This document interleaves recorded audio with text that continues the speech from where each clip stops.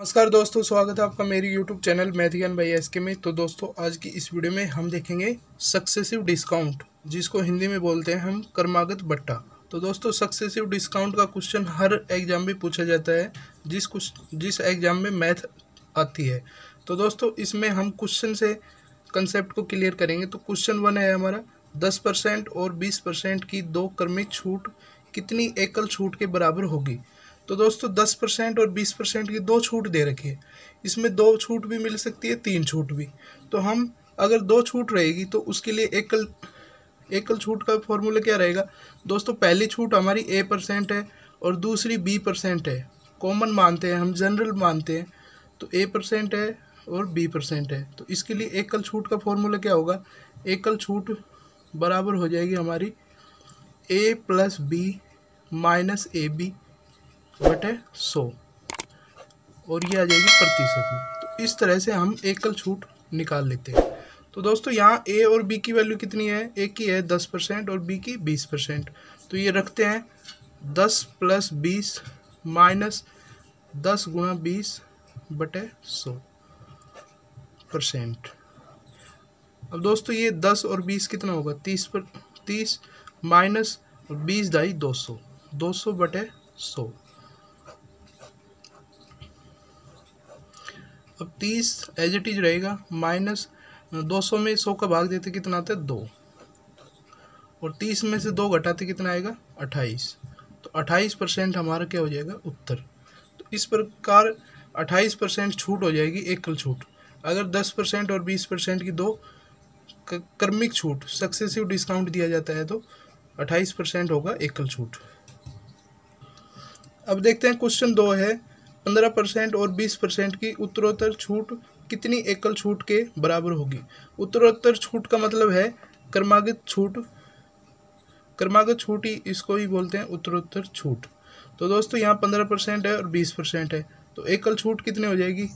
एकल छूट single discount कितना हो जाएगा, ये हो जाएगा 15 + 20 - 15 × 20 बटे 100।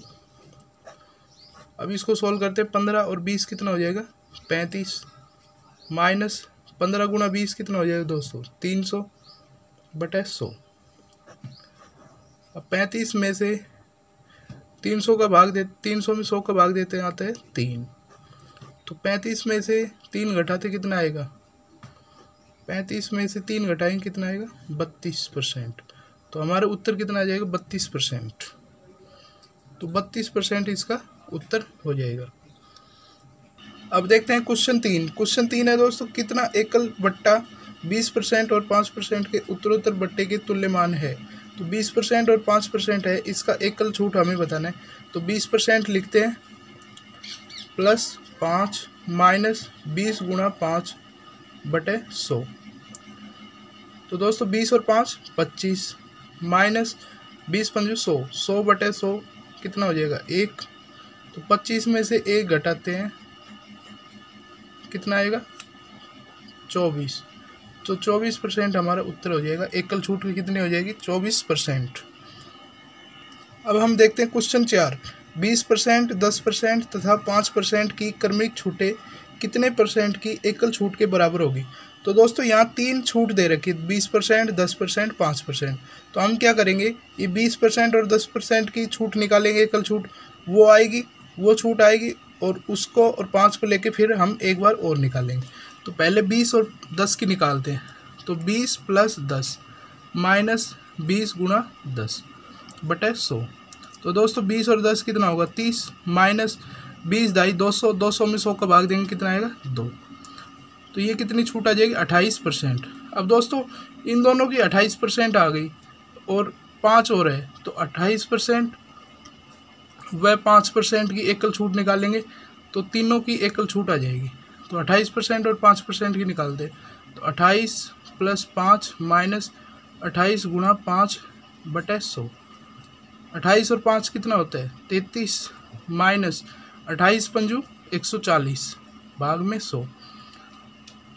33 माइनस कितना आएगा, ये 140 में 100 का भाग देंगे तो 1.4।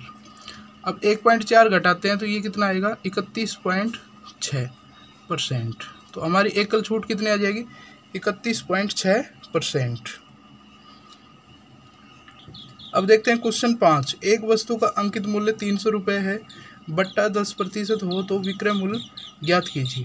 तो दोस्तों अंकित मूल्य मार्क प्राइस कितना है? 300 रुपये है, और 10% की छूट देते हैं तो क्या आएगा? SP सेलिंग प्राइस कब आता है? जब 10% की छूट देते हैं।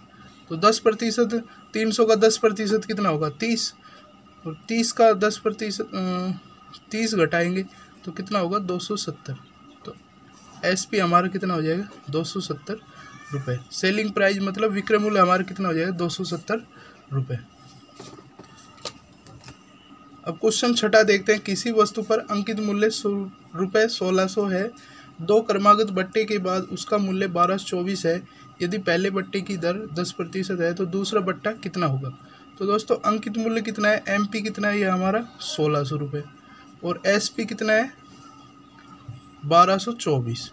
जब 2 बट्टे दिए जाते हैं, पहला बट्टा दिया जाता है कुछ आएगा, फिर दूसरा बट्टा दिया जाता है, उस पर फिर आएगा हमारा सेलिंग प्राइस। तो पहला बट्टा हमें दे रखा है 10%, तो हमें निकालना है ये बट्टा कितना रहेगा, ये बट्टा क्या रहेगा। तो दोस्तों हम कैसे निकालते हैं? 1600 का 10% निकालते हैं तो कितना आएगा? 1600 का 10% 160। जैसे पीछे से 1 0 छिपा लेते हैं तो कितना आता है? 10%। तो 10% कितना है? 160। 160 घटाते हैं 1600 में, कितना आएगा? 1440। 1440 होगा 10% घटाने के बाद। अब 1440 में 1440 में कितना घटाएं कि 1224 आ जाए? तो कितना घटाएंगे? 1440 में 1224 घटाते कितना आएगा? 1440 और 1224, तो ये आ जाएगा 216 आ जाएगा। अब 216 है, किस पे है डिस्काउंट? 1440 पे। तो 1440 नीचे लिख लेते हैं, गुणा में 100 लिख देते। अब दोस्तों ये किससे काटते हैं हम? 24 से काटते हैं। तो 24 से काटते हैं तो 9 आता है, 24 से काटते हैं 6 आएगा, और 0। अब 0 से 0 कट जाती है, तो ऊपर कितना हो जाएगा? 90/6। 90/6 कितना हो जाएगा? 15%। तो हमारा दूसरा डिस्काउंट क्या आ जाएगा? 15%। 15% का हमारा दूसरा डिस्काउंट आ जाएगा, जो कि पूछा हुआ है। अब देखते हैं क्वेश्चन 7।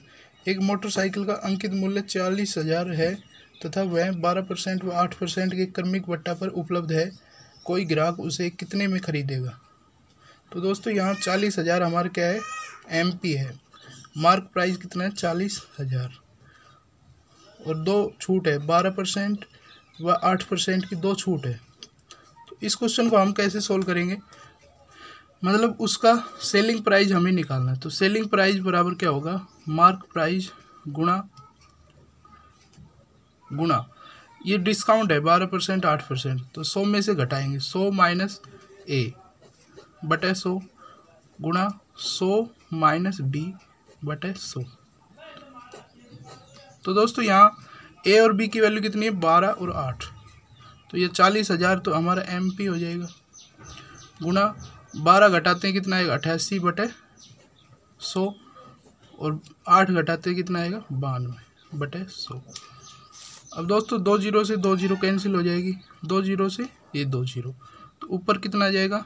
88 गुणा 92 गुणा 4। तो इनको हम कैलकुलेट करते हैं। जैसे इनको क्या लिख सकते हैं? 90 का स्क्वायर माइनस 2 का स्क्वायर गुणा 4। अब दोस्तों 90 का स्क्वायर कितना होता है? 8100 माइनस 4 गुणा 4। अब इनको कैलकुलेट कर लेते हैं। यहाँ